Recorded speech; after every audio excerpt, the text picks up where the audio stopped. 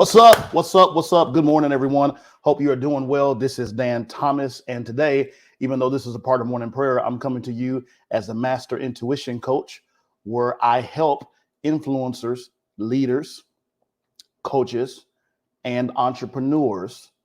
I help them recognize their Godfidence, have mind-shifting aha moments by unlocking, their being, their blueprint, and their brilliance. So we came here to learn today.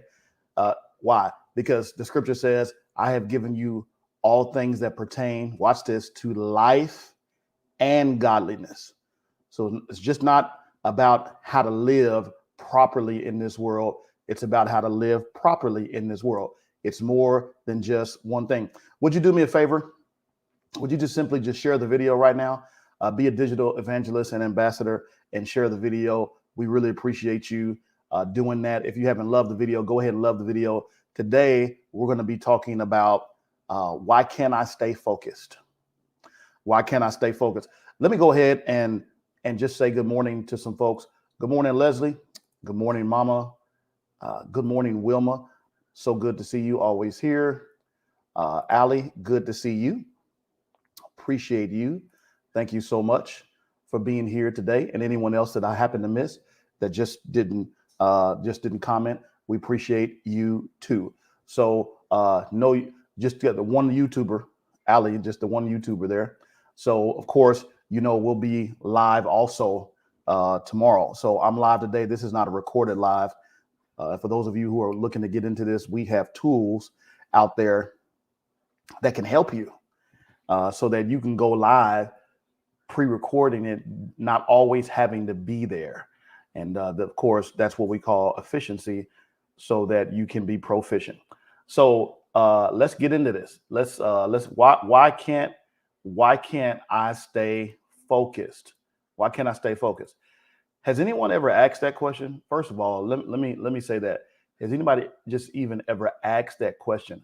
Why can't I stay focused? It's a good question. If you have, just go ahead and answer that. Why can't I stay? What's blocking me? What's blocking me? Why can't I stay focused? Anybody ever asked that just internally, like what in the world is going on, right? Like you ever have those times, what in the world is going on? Well, we're going to answer that question today. So I hope you got notes. Anytime you come, I want you to take notes so that you can actually take this stuff and implement it immediately. You don't have to waste time. You're not getting fluff here. There is no fluff. There is no fluff here. You're going to get the real time stuff. That's why it's so important. So Wilma says yes. Alberta says yes. She says yes. And again, these are things that we're dealing with. Now, why are we dealing with this? It's not like we're not going to deal with it in February, but we're dealing with this in January, because this is where most people make the decision that, man, maybe my New Year's resolution or whatever wasn't good enough. I've got time with my group tonight on Zoom, the private coaching group that I coach, and we're going to be doing Q&A on everything that we talked about this month, which was getting started and staying convinced. So I'm really excited about that, because excuse me, that's just water. It looked like it's something else, but it's, like coffee or something, but it's just water. That's kind of what I feel like right now. I'm still reeling a little bit from this morning's workout. It's working, like if you're still kind of sweating under your clothes, and I'm simply just like, what in the world is going on? So one of the things that's critical in success is staying consistent. As a matter of fact, Winston Churchill said this, that success is the ability to go from failure to failure without losing enthusiasm. And so consistency is a key. Being able to do the same thing at the same time, the right way, and understanding that the compound interest of that consistency will pay off after a while. And that during that process, you're going to have stumbling blocks, you're going to have bridges to cross, you're going to have obstacles, but those are okay, because those are there to develop you. So what I want to do is I actually want to begin from a scriptural standpoint, because James, who we believe to be the brother of Jesus, actually alluded to this And he says some strange things about staying focused. And I say they're strange because they don't necessarily work with modern day principles. And it's something that I think that we need to discover. And then I'm going to give you some things on the practical side. So James chapter 1, verse 2 says this: my brethren, count it all joy when you fall into various trials. Now, I don't know about you, but I have a little bit of a problem with that right there, because he said, count it all joy. Now, the word count means to consider, but I'm just going to do a little play on words, if you don't mind. I'm going to do a little play on words. He says, count it all joy. So if I put lost my job, friends left me, business not going right, don't feel good about myself, depressed, put the little plus sign with a line under it, does that add up to joy? I'm counting it. I'm counting everything that's going on in my life. I don't see joy. How can I even if I go with the actual word and what it means, how can I even consider all of that joy? That right there is going to break my focus. How can that be joy? I'll read it again because he was emphatic in his statement. My brethren, count it all joy when you fall into various trials. Notice he did not say if you fall. He said when you fall into various trials. Count it all joy. Now, what I love about this is he doesn't leave us hanging or leave us in the ethereal realm of mystery to wonder what he means, because he says, knowing that the testing of your faith produces patience. Now, this is interesting because I can stay focused in the midst of something that is horrific by my perception, something I do not want to go through, something I do not want to deal with, if I know the purpose of it. Knowing the purpose of it makes all the difference in the world. There's two different words for know here. One means to, for me, like if I said, I know Joe Biden, well, I know who he is because he's the president of the United States. But if I try to walk up to him in the middle of the street, I may get shot full of holes because I don't know him. And the Secret Service hadn't approved me. I hadn't been through the barrage of security checks. I don't know him. Then there's another knowing that this is speaking about, where there's an intimate knowing where I know you and you know me. This is the knowing from intimacy. He says, this is the one he's talking about, knowing that the testing of your faith produces patience. So when various things come into your life, there's something that you and I are supposed to know that everyone else doesn't know, that this testing is going to produce something in me that will cause me to be able to fly high above any circumstance, any situation that comes into my life. This is what's going to help you stay focused. So what is the principle? What is the point? The point is that knowing why actually gives you the ability to stay focused. This is from the spiritual side. You will not try to get out. You will not try to exit stage left. You won't try to rebuke every devil in hell, because you know that your faith is being tested for the purpose of producing something that you could not produce on your own. Okay? So this is important. Everybody's still with me. This is important for us to understand. Now, he goes on to say this, and this is even more critical. But let patience have its perfect work, that you may be perfect and complete, lacking nothing. This perfect here is not moral perfection. It just means wholeness, that you're not so bothered by things that happen to you and you're just in a frenzy every single time. That's not the case. You can have everything and need nothing, and need everything and have nothing. You see, this is a contentment that cannot be brought about by willpower, but you having gone through the fire and allowing the fire to do what it does and what it's supposed to do. Then he says, if any of you lack wisdom, let him ask of God, who gives to all men liberally and without reproach, and it will be given to him. Here's the part I want to get to. But let him ask in faith with no doubting. For he who doubts is like a wave of the sea, driven and tossed by the wind. For let not that man suppose that he will receive anything from the Lord. He is a double-minded man, unstable in all his ways. And so what we want to do is we want to escape double-mindedness.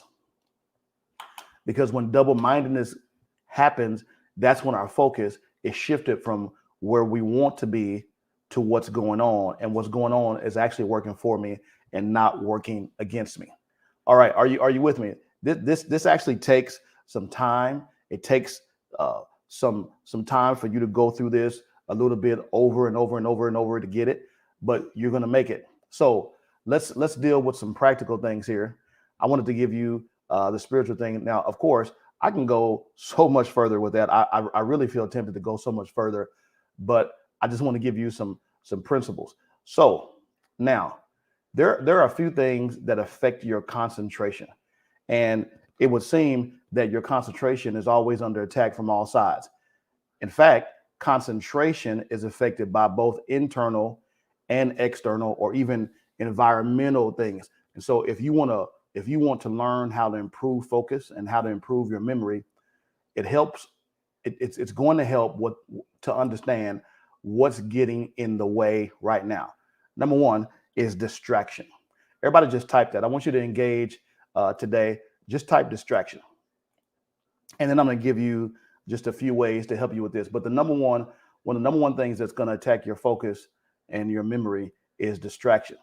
So we are constantly, and I don't think that we even know to the extent that this happens, but we're constantly bombarded by a flow of information, whether that's new or old, during the process of doing something. And so if you study the researchers, what they found out is that our brains are so primed for this distraction that just seeing our smartphone impairs our ability to concentrate. We're constantly assessing whether the information is useful, whether it's sufficient, or whether it's meaningless. And the sheer quantity coming in muddles our assessment of whether we actually need more information to make decisions.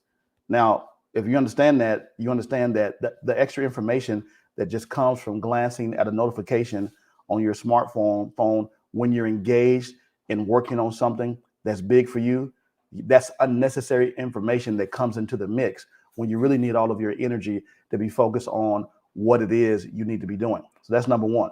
Second thing, and it's really big, and this is just my campaign against sleep is for suckers, team no sleep, grind all day. The second thing that comes against your focus is insufficient sleep. Insufficient sleep. Go ahead and type that. Insufficient sleep. This is big. It's bigger than most people know. Insufficient sleep. So scientists have actually found that lack of sleep can lead to lower alertness, slower thought processes, and reduced concentration. You will have more difficulty focusing your attention, and you may even become confused.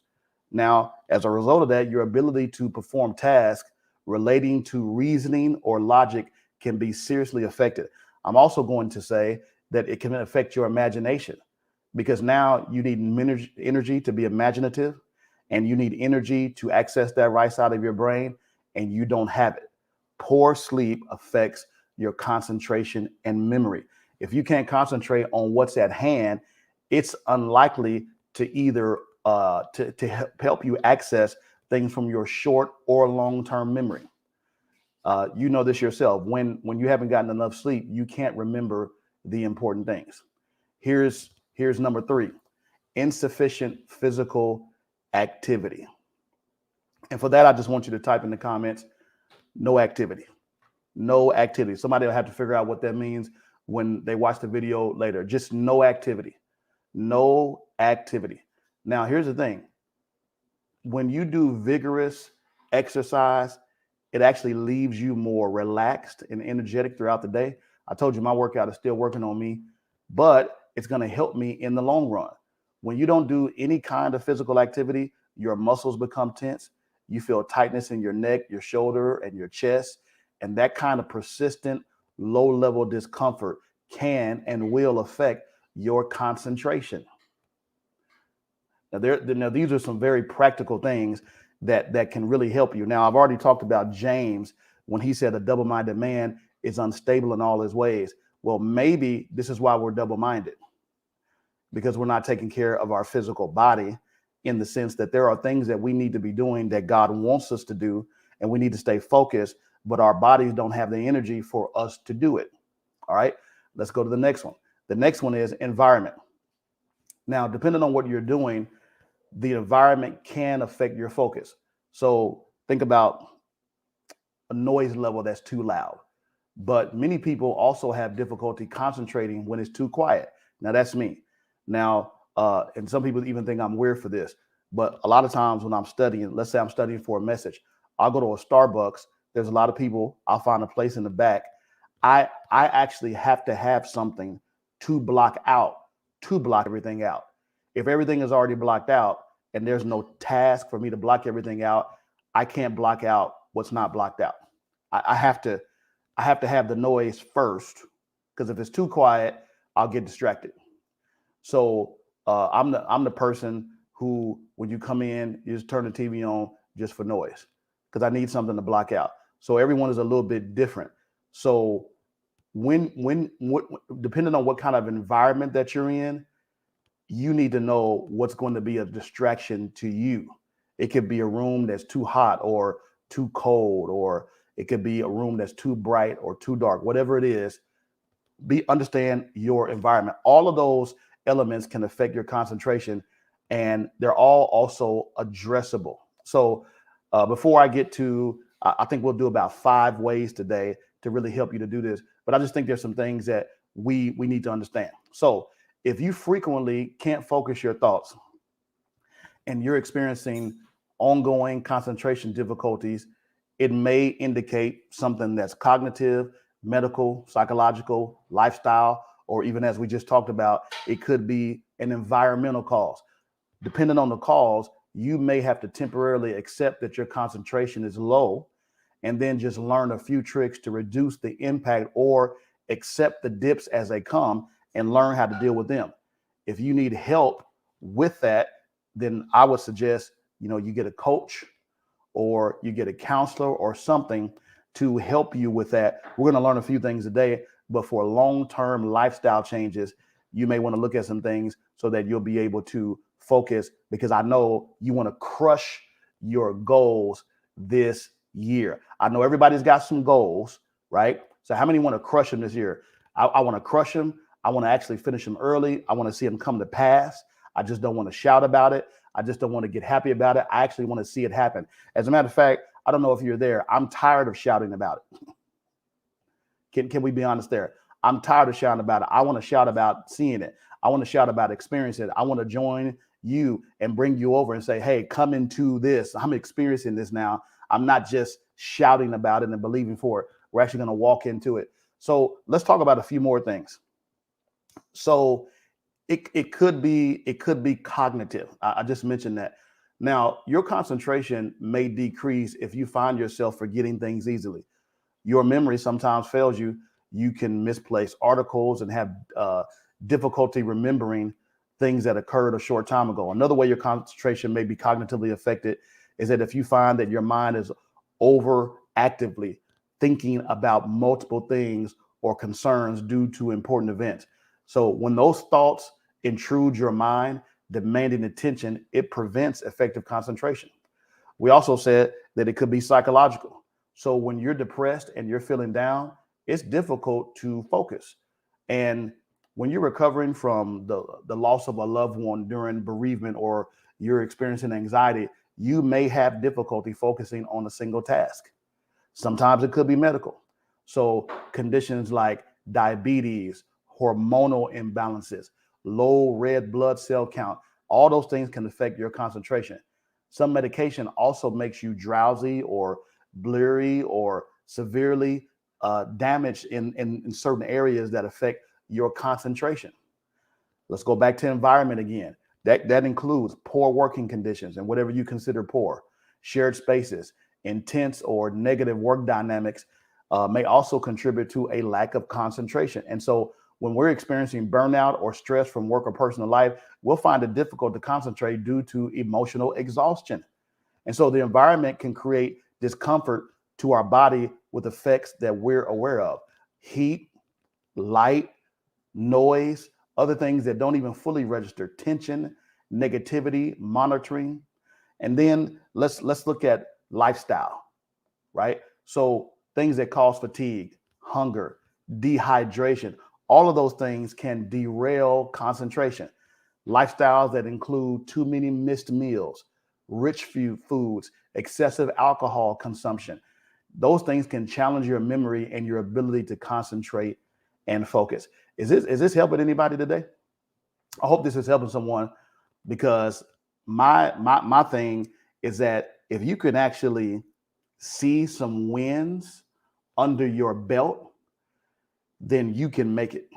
I promise you, you can make it. I promise you. I promise you, it's a day by day.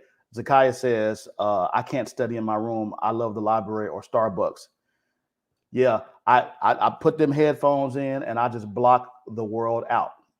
Now, so I'm going to give you some ways to improve it.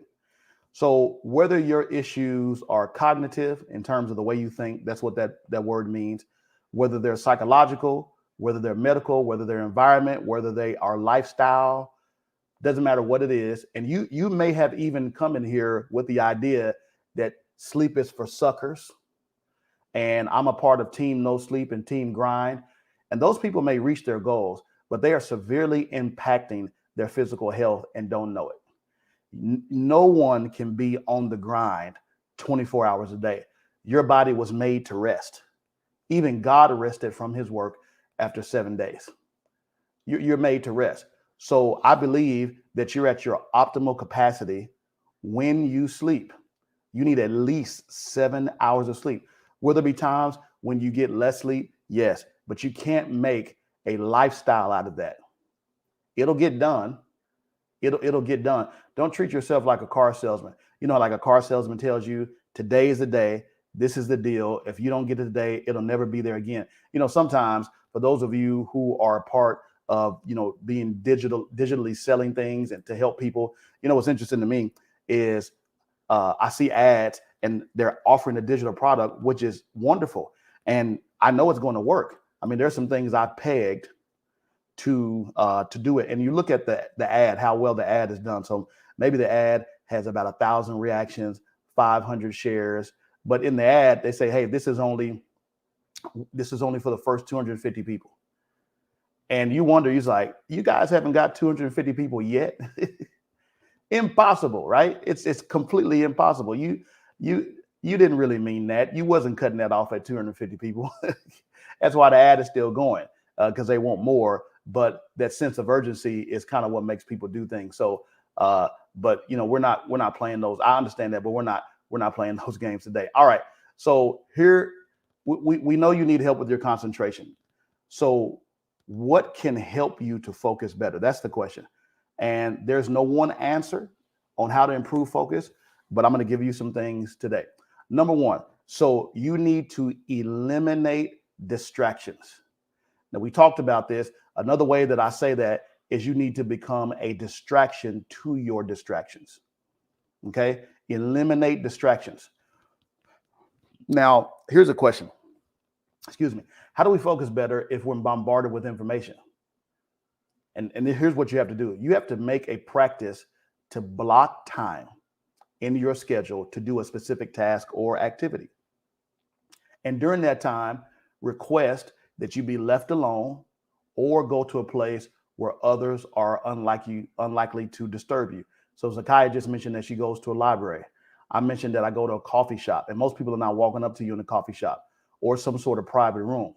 Here's what you need to do. You need to close social media apps, other apps, silence your notifications, keep your phone hidden from sight, put it in a bag or a backpack, and you need to do that. Here's what I found out that researchers found, that cognitive capacity, or your ability to think or focus or keep things narrow, right, was significantly better. This was a study they did. It was significantly better when your phone was out of sight, not just turned off, completely out of sight. Keep your primary focus complete. You have to have that done in order to do what you need to do. Shutting off both internal and external disturbances can help you concentrate. Now, I know for many people that just heard that, they're just like, oh man, I don't know if I can do that. Something may happen. What if my kids call me? And what you find out is that everything is going to be okay. Everything is going to be okay. So here you go. That's number one. Number two is during the time that you're doing your thing, whatever it is, whatever you're focusing on, reduce your multitasking. I know a lot of people say, oh, you got to multitask, you got to multitask. Now, attempting to do multiple activities at the same time makes us feel productive. It makes you feel productive. But also, it's a recipe for lower focus, poor concentration, and lower productivity. Like, there's a lot of stuff that we could do, and we've got maybe 1,000 tabs open, and we're doing this, we're doing this, we're doing this, we're doing this. There are times when multitasking may be necessary, but not for prolonged periods of time. Now, you know what lower productivity leads to? Lower productivity leads to burnout. This is how people burn out when you're doing something and you see no results. Getting results, which is a result of focus, empowers and energizes you to keep going. So let's give you an example. Let's say multitasking could be listening to a podcast while responding to an email or talking to someone over the phone while writing your report. That kind of multitasking not only hampers your ability to focus, but compromises your work quality. Here's what I'm discovering. It will get done. It will get done one thing at a time. So I got an hour and a half for this. I got 2 hours for this. I got whatever time for this. And that's all I'm doing during those times. And I'm not doing anything else. And don't forget, you need to take rest periods in between. Okay. You need to take rest periods in between. So that's number two. Here's number three. Practice mindfulness and meditation. Now, I'm also going to throw prayer in there too, but you guys know that I believe in mindfulness. There's a lot of mindfulness guides. I've got some coming out. I'm recording those in the studio. I just recorded some this month. I'm going to record some next month. I'm going to be making those available to you. So meditating or practicing mindfulness activities can strengthen your well-being and your mental fitness to improve focus. And during the meditation process, your brain becomes calmer and your whole body becomes more relaxed. You focus on your breath during the process so that you will not be distracted by your mind. And with practice, you can learn to use your breath to bring your attention back to a particular task so that it can be done well, even if you get interrupted, meaning that you can put yourself in a meditative state without breaking off to go do a full meditation because you've learned how to do that at that time. Okay. Now, here's number four. Choose to focus on the moment. Notice, I want you to notice how I said this. Choose to focus on the moment. Now, it might feel counterintuitive when you feel unable to concentrate, but remember that you choose where you focus. We choose where we focus.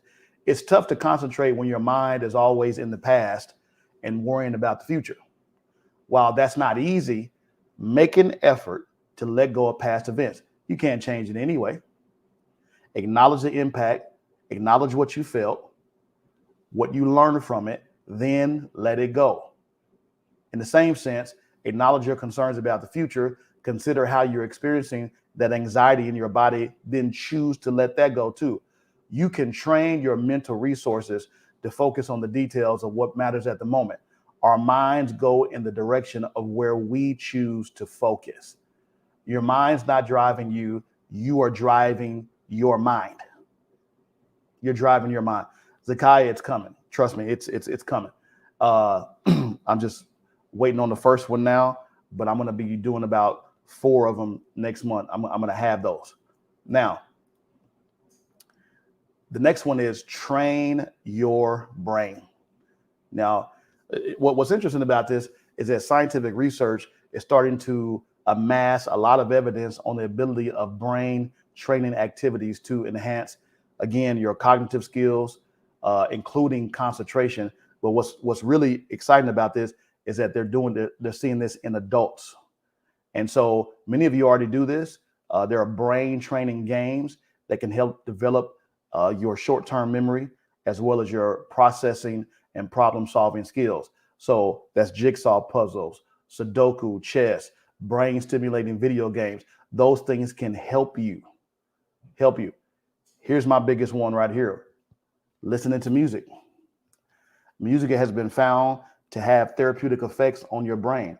Light music may help you concentrate better, but then some music may distract you. So when we're talking about classical music, nature sounds, some types of jazz, water flowing, all those things are good for concentration, while music with the lyrics could be distracting.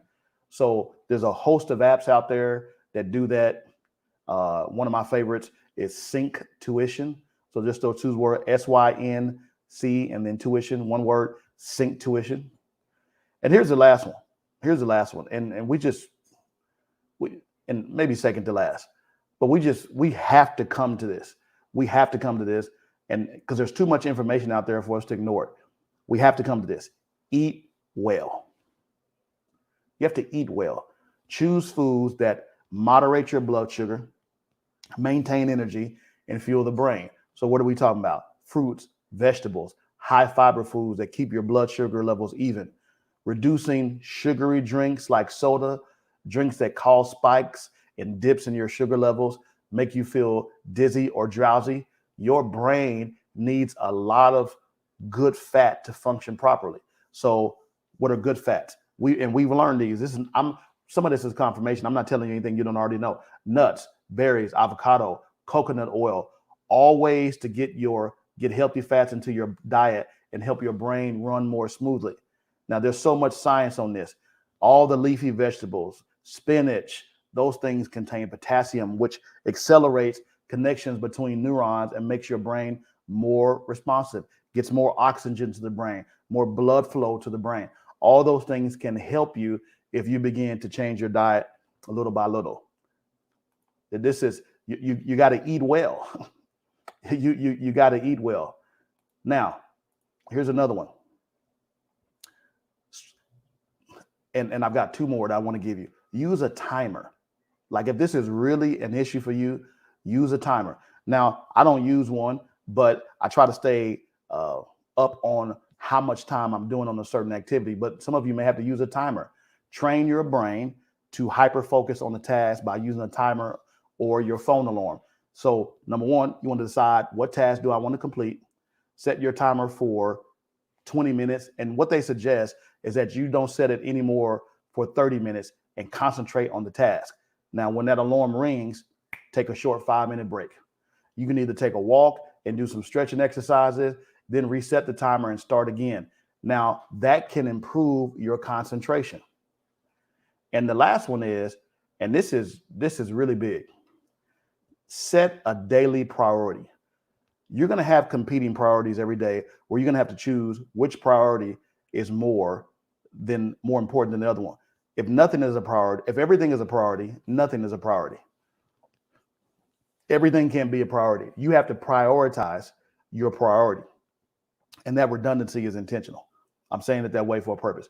You have to prioritize your priorities. So set a daily priority, write down what you want to accomplish each day, ideally the night before. When I coach people, this is the first thing I do, because I know two things: that what's stopping people from getting to where they want to go is their schedule and their focus. This is something that I know. This is what's stopping people: their schedule and their focus.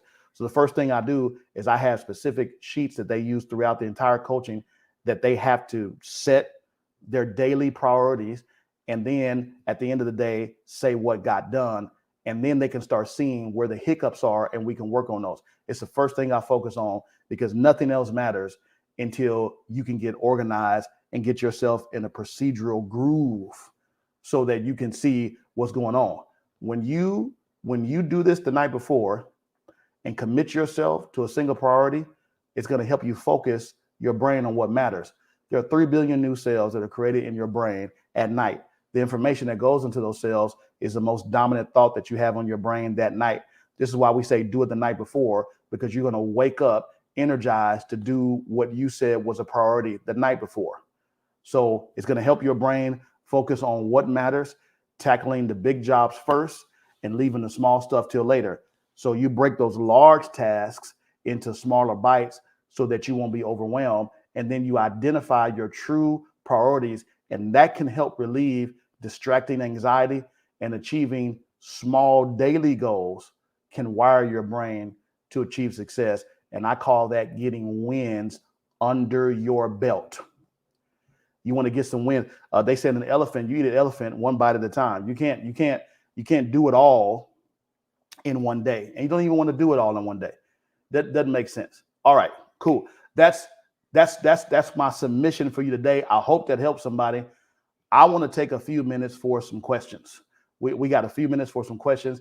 I know that somebody was like, man, all that's good, Dan. Well, I appreciate that. But I still got some, I still got some questions asked because I've tried some of that stuff. It doesn't work. Do you have another suggestion? And I'll talk a little bit because I know that there's a little bit of a delay from when I say something and when you hear it.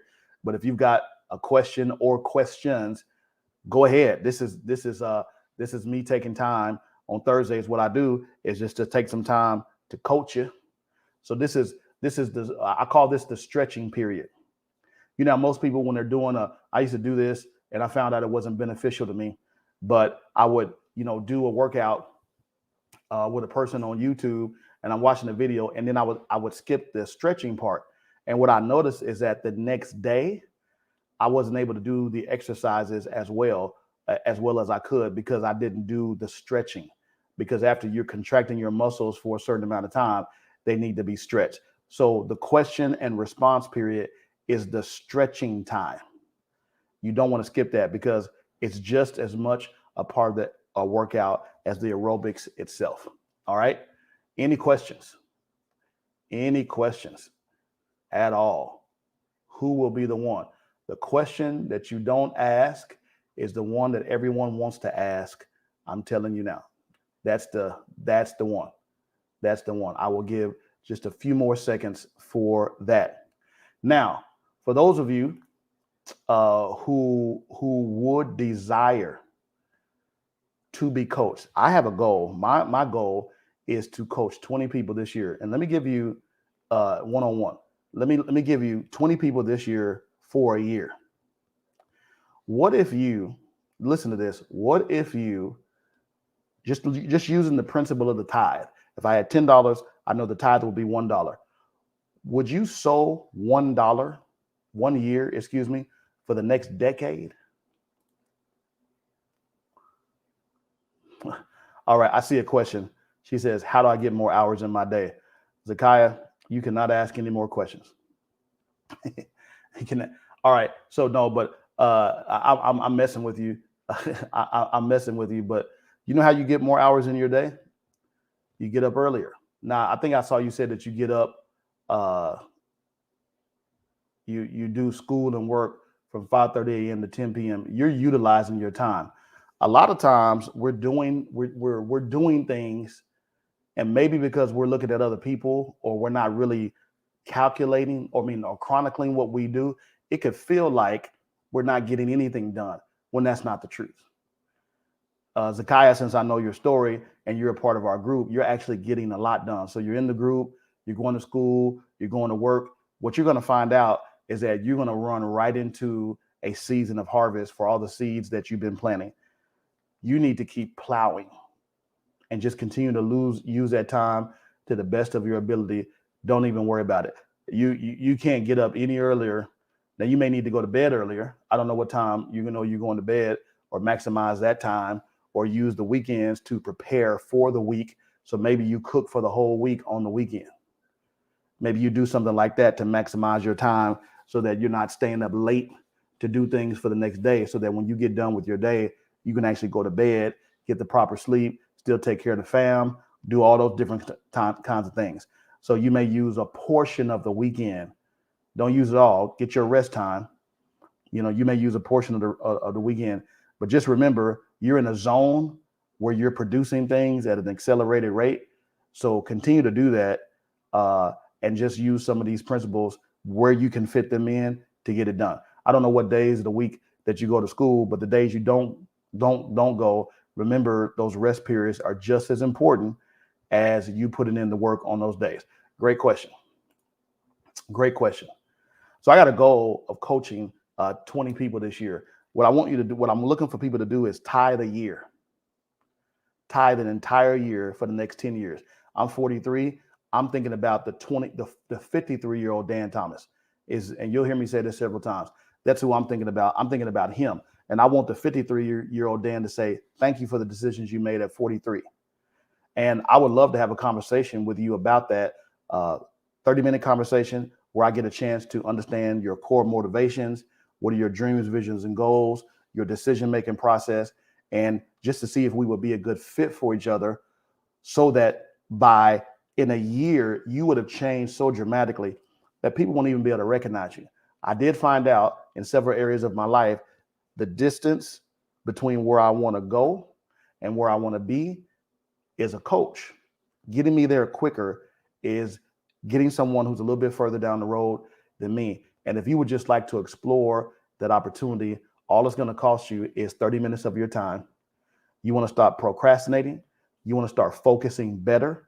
You want to start seeing yourself get stuff done. And watch this, you want to start seeing real results in your life. I've got some clients right now that are killing the game. And everyone is not as fast as everyone else because they come in at different speeds. But everyone is making progress, major progress.